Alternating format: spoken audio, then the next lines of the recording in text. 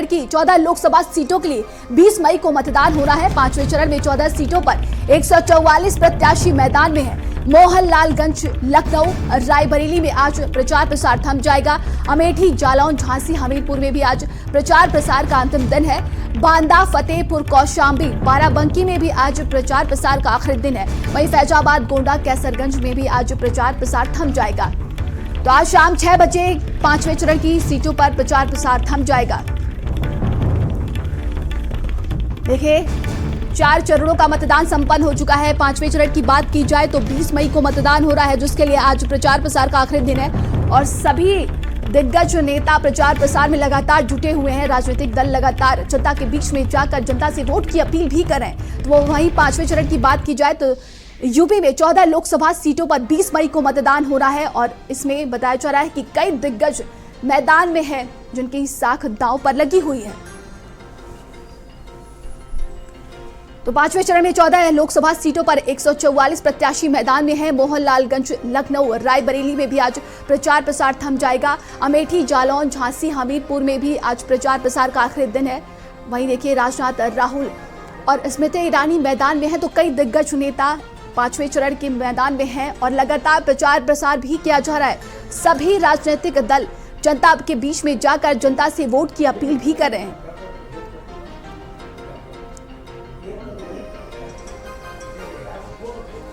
तो देखिए, अगर 2019 में बात की जाए तो इन 14 लोकसभा सीटों पर भारतीय जनता पार्टी ने जीत हासिल की थी। 13 लोकसभा सीटों पर और एक पर कांग्रेस की जीत दर्ज हुई थी। वहीं रायबरेली में कांग्रेस ने जीत दर्ज किया था। इसके बाद से देखिए, इस बार का मुकाबला बेहद दिलचस्प है।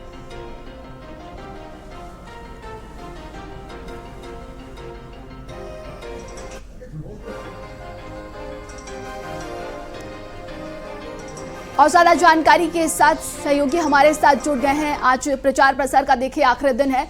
संवाददाता संदीप हमारे साथ लगातार बने हुए हैं और रोहित हमारे साथ जुड़ गए हैं, संजय हमारे साथ बने हुए हैं। संदीप, हम आपका रुख करेंगे। देखिए, लगातार प्रचार प्रसार किया जा रहा है सभी राजनीतिक दलों की तरफ से और आज प्रचार प्रसार का आखिरी दिन है 5वें चरण के लिए। देखिए, बिल्कुल ठीक कहा आपने। देखिए, सभी को पता है कि 5वें चरण के लिए चुनाव होना है और जिसका जो मतदान है वो 20 मई को होगा। यानी 48 घंटे पहले देखिए जो प्रचार प्रसार की सीमा होती है उसको समाप्त कर दिया जाता है। आज शाम 6 बजे प्रचार प्रसार के जो पहिए हैं वो थम जाएंगे, क्योंकि 14 लोकसभा सीटों को लेकर देखिए मतदान होना है और बहुत ही खास सीटें हैं। इसमें रायबरेली से देखिए राहुल गांधी हैं, अमेठी से स्मृति ईरानी हैं, इसके अलावा गोरखपुर की हम अगर बात कर ले, झांसी की बात कर ले, तमाम जो प्रमुख सीटें, कैसरगंज है, देखिए गोंडा है, तो ऐसी तमाम प्रमुख सीटें हैं जो इसमें शामिल हैं। और इसको लेकर देखिए जो भी राजनीतिक नेता हैं अपने प्रचार प्रसार के कार्यक्रम में लगे हुए हैं, वो चाहे अगर हम भाजपा की बात करें या फिर अगर हम बात करते हैं राहुल गांधी या फिर अखिलेश यादव की, क्योंकि देखिए चुनौती जो है वो बहुत बड़ी है। तमाम लोगों का ये कहना है कि ठीक बात है, अगर भारतीय जनता पार्टी सरकार ने काम किए हैं तो वो अपने कामों को गिनाने का प्रयास कर, और जो विपक्ष है वो लगातार इन लोगों पर हमलावर है। शाम 6 बजे के बाद जो भी लखनऊ में या जहां पर भी जो बाहरी रहने वाले होंगे नेता, उनको इस सीमा को छोड़ना होगा और उसी के बाद अब कोई भी प्रत्याशी लाउडस्पीकर के माध्यम से अपना प्रचार प्रसार नहीं कर पाएगा, घर घर जाकर जनसंपर्क कर सकता, और अगर उसने अनुमति ली होगी तो वो अपनी जो गाड़ियों की सीमा है उसके आधार पर वो लोगों के यहाँ जा सकेगा। तो देखिए 20 मई का दिन मुझे लगता है बहुत ही खास दिन है। 14 लोकसभा सीटें हैं, 144 जो है प्रत्याशी हैं, लेकिन देखिए कई दिग्गजों की जो प्रतिष्ठा है वो इसमें दांव पर लगी है। जहां पर अगर हम बात करते हैं अमेठी की सांसद स्मृति ईरानी, रायबरेली से राहुल गांधी, और उसी के साथ साथ अगर हम केसरगंज की बात करते हैं वहां पर ब्रजभूषण शरण सिंह के बेटे करण भूषण को टिकट दिया गया है। इस बार देखिए समीकरण बदले हैं तो सीटों पर जो राजनीति का एक घटनाक्रम है वो भी बदला है। रायबरेली की देखिए बात कर लीजिए, अगर बीजेपी से दिनेश प्रताप सिंह है और कांग्रेस से राहुल गांधी, और बहुत ही मजबूत टक्कर देखिए दोनों लोगों की देखी जा रही है, क्योंकि राहुल गांधी सब परिवार इस समय रायबरेली और अमेठी की सीटों पर है। अमेठी से अगर बात करी जाए किशोरी लाल शर्मा की, जिनके सामने स्मृति ईरानी, और ये बताया जा रहा है कि वहां पर भी देखिए चुनौती जो है वो बहुत है, क्योंकि प्रियंका गांधी देखिए इन दोनों सीटों पर संवाददाता संजय हमारे साथ लगातार बने हुए हैं। संजय देखिए, अमेठी और रायबरेली की हम बात करें तो रायबरेली में कांग्रेस ने जीत दर्ज किया था। अगर इन 5वें चरण में देखा जाए जो 14 लोकसभा सीटों पर मतदान होना है, और वही देखिए अमेठी के लिए जंग लगातार जारी है।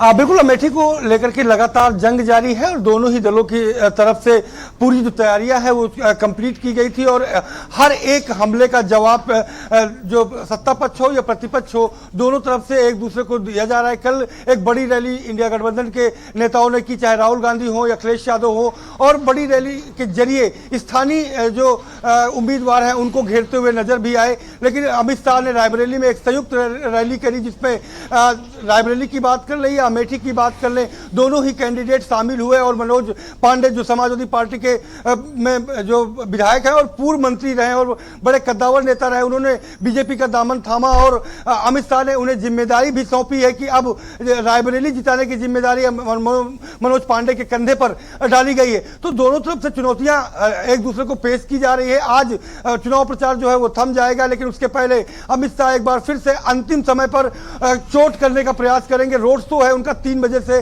और तकरीबन 5 किलोमीटर का जो अमेठी शहर है वहां पर वो रोड शो करेंगे और रोड शो के बाद प्रेस कॉन्फ्रेंस भी करेंगे। तो ये कहा जा सकता है कि गांधी परिवार पर हमलावर होंगे रोड शो में, और उसके बाद जब वो प्रेस कॉन्फ्रेंस करेंगे तो गांधी परिवार को घेरते नजर आएंगे, जिससे कि अमेठी और रायबरेली दोनों में चुनौतियां और बढ़ाई जा सके। तो बीजेपी पूरी रणनीति के साथ इस दोनों सीटों पर चुनाव लड़ रही है। देखना दिलचस्प होगा कि आखिरकार परिणाम क्या आते हैं, लेकिन अपनी तैयारियों में कहीं ना कहीं आगे नजर आ रही है। लेकिन विपक्ष भी आज पूरी तरीके से सजग है और कल के साथ बड़ी रैली के साथ ही साथ आज प्रियंका वाड्रा गांधी जायस में एक रोड शो के जरिए अंतिम चोट वो भी करते हुए नजर आएंगी। तो देखना दिलचस्प बेहद होगा कि आखिरकार परिणाम क्या आते हैं। लड़ाई कांटे की अमेठी में देखने को मिल रही है और रायबरेली में भी। जी नंदिनी, रायबरेली से संवाददाता रोहित हमारे साथ लगातार बने हुए हैं। रोहित, बात की जाए अपनी परंपरागत सीट को बचाने के लिए कांग्रेस की तरफ से प्रियंका गांधी दिन रात लगातार वहां पर उन्होंने प्रचार प्रसार किया और इसके बाद से देखिए आज आखिरी दिन है प्रचार प्रसार का। परिवार के लिए ये जो है प्रतिष्ठा का विषय, क्योंकि रायबरेली एक ऐसी सीट है जो गांधी परिवार के खाते में वर्ष 2019 में गई थी। वहीं भारतीय जनता पार्टी जो है गांधी परिवार के किले को ध्वस्त करने के लिए हर संभव प्रयास कर रही है। वो चाहे अमित शाह की बात कर ली जाए, योगी आदित्यनाथ की बात कर ली जाए, डिप्टी सीएम ब्रजेश पाठक की बात कर ली जाए, डिप्टी सीएम केशव प्रसाद मौर्य की बात कर ली जाए, लगातार जो है पार्टी गृह मंत्री अमित शाह की बात की, लगातार लोग रायबरेली में जमावड़ा लगा रहा है। वही अगर विपक्ष की तरफ से बात कर ली जाए तो सोनिया गांधी रायबरेली में रही है, राहुल गांधी रहे, प्रियंका गांधी वाड्रा रही, अखिलेश यादव रहे हैं।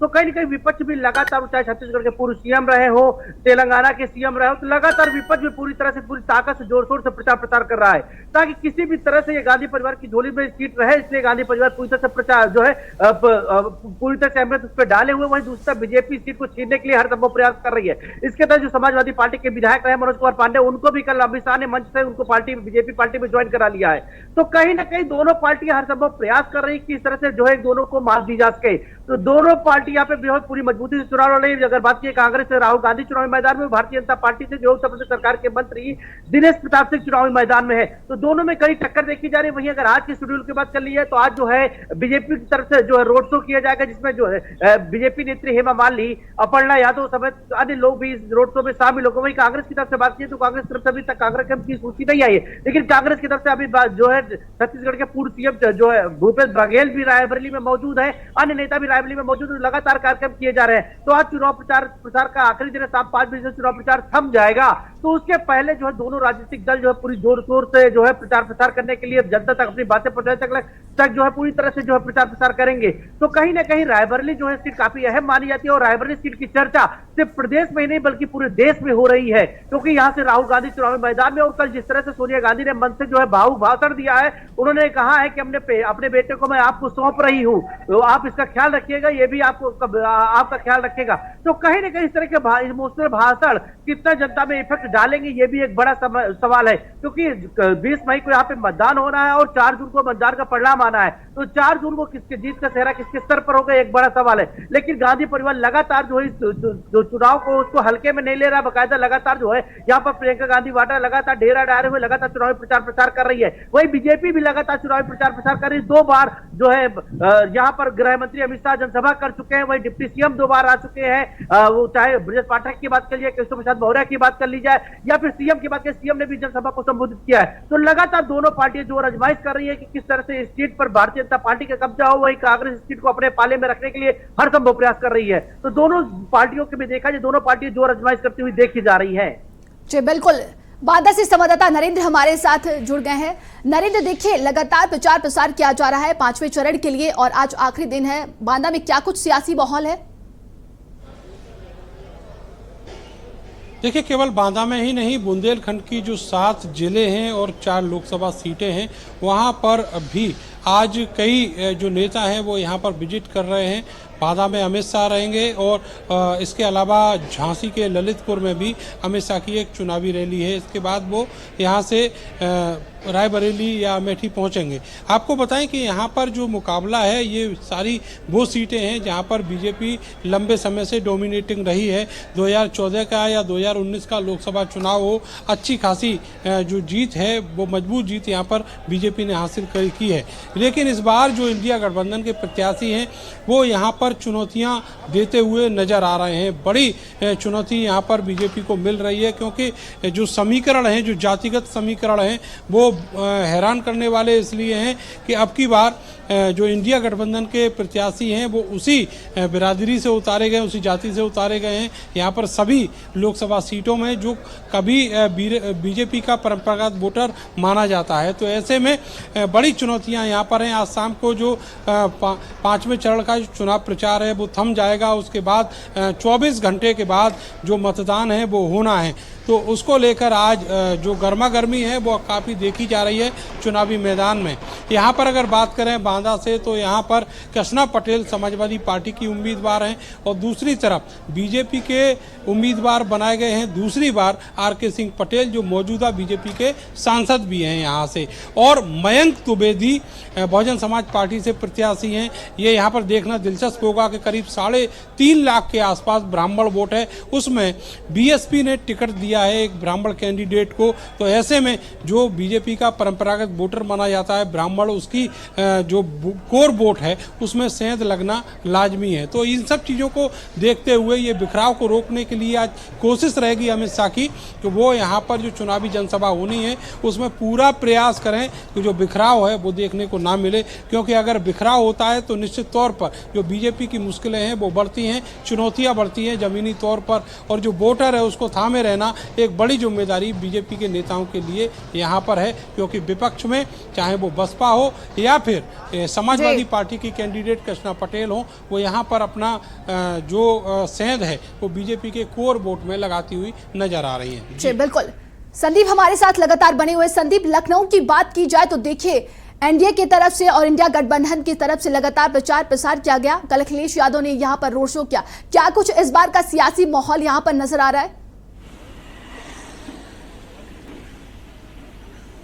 देखिए, बिल्कुल आपने लखनऊ सीट की देखिए अगर बात करी है तो सभी को पता है कि देखिए तीसरी बार सांसद के रूप में यहां से प्रत्याशी बनाए गए हैं राजनाथ सिंह। और अगर हम समाजवादी पार्टी की बात करते हैं तो रविदास मेहरोत्रा, जिसके लिए कल अखिलेश यादव ने एक बड़ा देखिए रोड शो किया है। बहुजन समाज पार्टी से सरवर मलिक हैं, मोहनलालगंज सीट भी देखिए समाजवादी पार्टी से आर.के. चौधरी हैं। तो देखिए लखनऊ सीट के जो समीकरणों की देखिए अगर हम बात करते हैं तो यहां से देखिए जो यहां की जनता है उनका कहना यह है कि एक बार फिर से राजनाथ सिंह होंगे।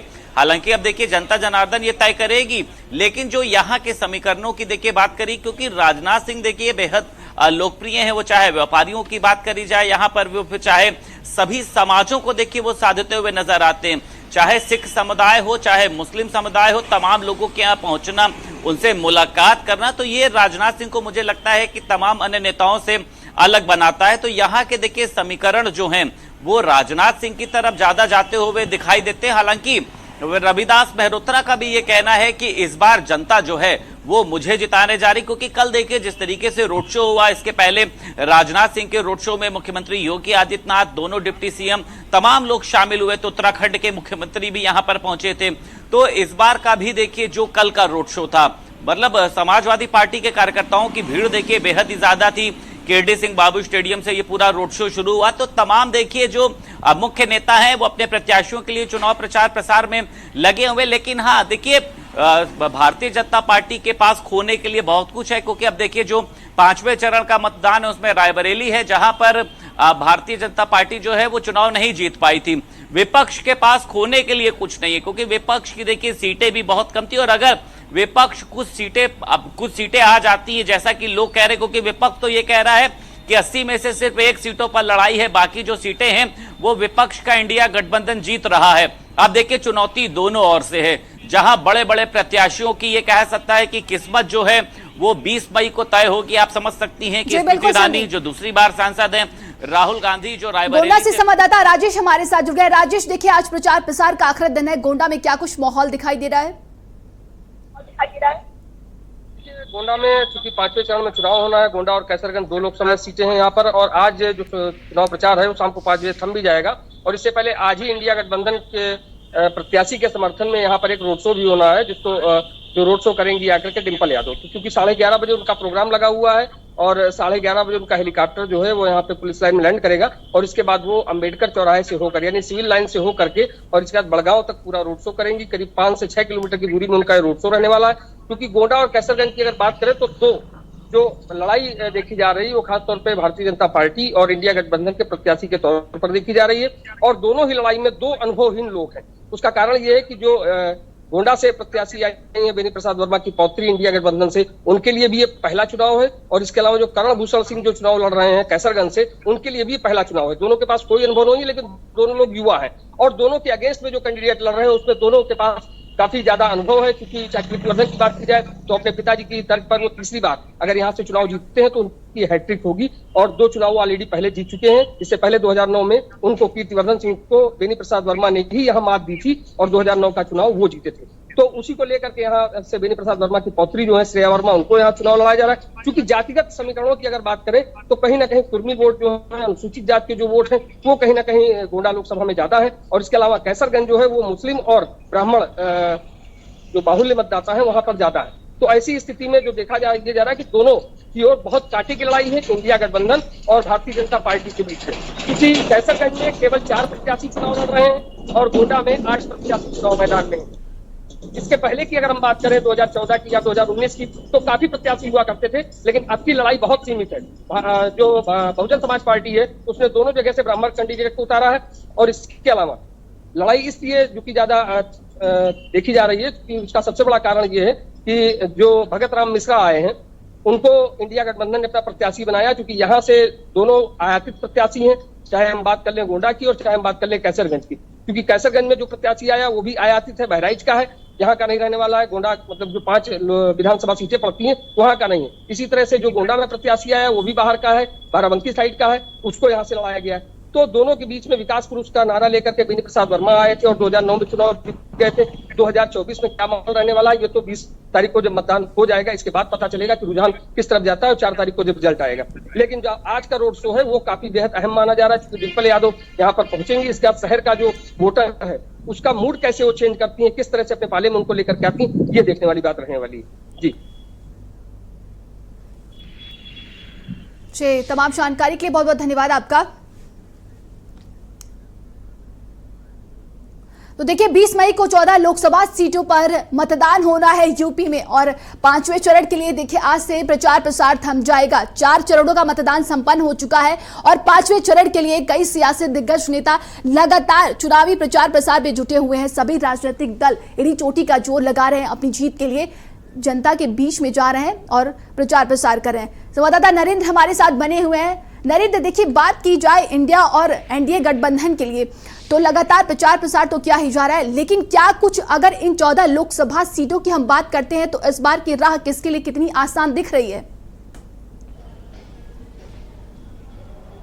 देखिए, आपको यहाँ के समीकरण बताऊं तो उससे पहले मैं आपको बता दूं कि यहाँ पर जो गर्मी और धूप का जो इम्पैक्ट है वो बहुत ज़्यादा है। इस समय जब 9:30 के आसपास का वक्त है तो 37 डिग्री टेम्परेचर हो चुका है। जब अमित शाह यहाँ बांदा में इस चुनावी मंच से अपना भाषण देंगे उस समय 42-43 डिग्री के आसपास टेम्परेचर होगा। जहाँ तक बात करें यहाँ के चुनावी सरगर्मी की तो उसमें इस बार हर जगह से जो चुनौतियाँ हैं वो लगातार लगातार बरकरार हैं और जो इंडिया गठबंधन है कड़ी चुनौती देता हुआ पूरे बुंदेलखंड में नजर आ रहा है। चाहे वो हमीरपुर की सीट हो, चाहे वो झांसी की सीट हो, चाहे वो बांदा चित्रकूट की सीट हो या फिर वो जालौन की सीट हो, क्योंकि जालौन से जो राज्य मंत्री हैं केंद्र सरकार में भानु प्रताप वर्मा, वो तीसरी बार अपनी किस्मत आजमा रहे हैं। इसी तरीके से जो हमीरपुर क्षेत्र है वहाँ से जो मौजूदा सांसद हैं वो उनको भी तीसरी बार बीजेपी ने टिकट दिया है और उनके सामने खड़े हुए हैं अजेंद्र राजपूत। जो पुष्पेंद्र चंदेल हैं वहाँ से बीजेपी के सांसद, उनके लिए इसलिए जो राहें हैं वो बहुत मुश्किल भरी हैं, क्योंकि जो बीजेपी का कोर वोटर है लोधी राजपूत, उसी समाज से अब की बार जो गठबंधन का प्रत्याशी है वो खड़ा हुआ है। जो अजेंद्र राजपूत हैं वो वहाँ के काफ़ी अच्छे दमदार नेता माने जाते हैं राजपूतों के। इसके अलावा उनके जो पिता हैं वो वहाँ से 2 बार विधायक भी रहे हैं, तो उनकी जो मुकाबला है वो काफ़ी दिलचस्प यहाँ पर देखा जा रहा है। इसी तरीके से झांसी में भी ऐसी स्थिति बनी हुई है। अनुराग शर्मा जो है वो दूसरी बार यहाँ से प्रत्याशी हैं और उनका मुकाबला करने के लिए कांग्रेस ने वहाँ से प्रदीप जैन आदित्य को खड़ा किया है, जो केंद्र सरकार में पहले मंत्री रहे, विधायक रहे हैं यहाँ से और काफ़ी जमीनी नेता माने जाते हैं। इसी तरीके से भानु प्रताप वर्मा के सामने भी जो चुनौतियां हैं वो लगातार बरकरार हैं। समाजवादी पार्टी के पुराने नेता को यहाँ से खड़ा किया गया है जो अहिरबार जाति से आते हैं। तो इसी तरीके से बांदा में भी ये जो मुकाबला है वो दिलचस्प है और जो लड़ाई है वो बिल्कुल नेक टू नेक यहाँ पर दिखाई देती है। वोटरों में जो बातचीत आप सुनेंगे चौक चौराहों पर वो भी इसी तरह की है और बहुत सारी खामियां वो अलग अलग प्रत्याशियों झांसी से संवाददाता एसएस हमारे साथ जुड़ गए हैं, सरकार की खूबियां गिनाते हैं। एसएस, क्या कुछ इस बार का सियासी माहौल देखने को मिला है झांसी में? देखिए आज प्रचार प्रसार थम जाएगा शाम 5 बजे। देखिए 5वें चरण का झांसी में जो मतदान होना है 20 तारीख को मतदान हो, यानी परसों मतदान होना है और तमाम जो प्रत्याशी हैं 10 प्रत्याशी हैं चुनाव मैदान में। देखिए सबसे बड़ी बात करें तो कांग्रेस और भाजपा के प्रत्याशी हैं, दोनों लोगों की आपस में कड़ी टक्कर देखी जा रही है। लेकिन आपको बता दें चुनाव प्रचार की बात करें तो आज 5 बजे चुनाव प्रचार जो समाप्त हो जाएगा। लगातार कांग्रेस के जो प्रत्याशी हैं प्रदीप जैन आदित्य हैं वो अभी सुबह से उनका रोड शो चल रहा है और ऐसे ही आपके जो अनुराग शर्मा है वो ललितपुर पहुंच गए हैं, क्योंकि अमित शाह वहां पर जनसभा करेंगे, वहां पहुंच गए। लेकिन यहाँ तमाम जो प्रत्याशी चुनाव मैदान में निर्दलीय है। लेकिन सुरक्षा पुख्ता की बात करें तो पुलिस की सुरक्षा के पुख्ता इंतजाम किए गए हैं। लेकिन सबसे बड़ी बात है कि अब की बार में कांग्रेस भाजपा को बड़ी टक्कर देने वाली है। अब देखने वाली बात है कौन प्रत्याशी जीतता है। लेकिन आज तमाम जो प्रत्याशी हैं जो अपने अपने चुनाव प्रचार में लगे हुए। जी तमाम जानकारी के लिए बहुत बहुत धन्यवाद आपका। और खबरों में अभी के लिए बस इतना ही। देश और दुनिया की